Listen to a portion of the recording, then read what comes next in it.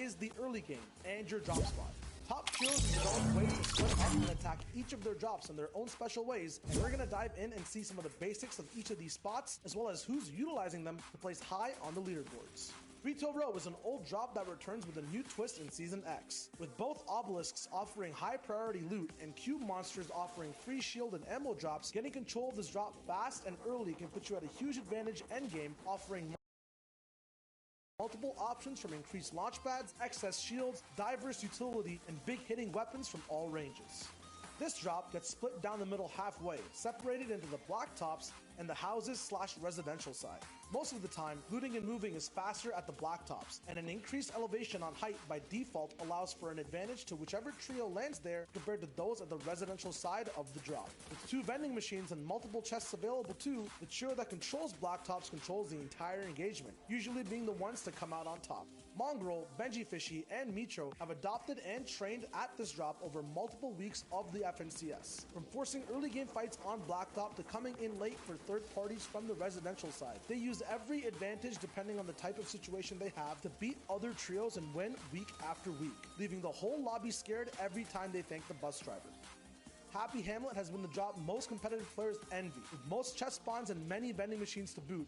Having good options for rotations with ziplines and driftboards, as well as the option of excess loot to get snowside if you have zone, winning this drop and having room to play is a player's dream come true. Playing this drop, however, is very difficult.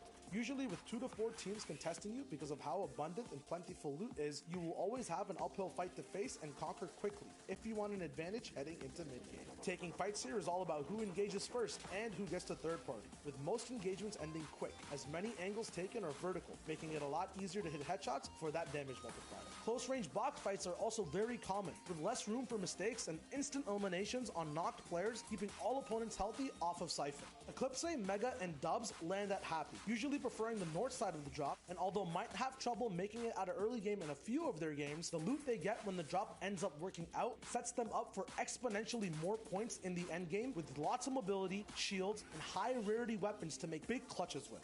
Landing at powerful drop spots is a challenge that requires practice and teamwork to overcome. Being efficient with comms, having a plan, being prepped and ready, as well as adapting to anything you see on the glide are keys in being successful in the early parts of your game. Use that edge for a boost on the competition in endgame, securing good placement and elim points with your trio. And who knows, maybe you can be on the top of the leaderboards playing in the grand finals of the FNCS.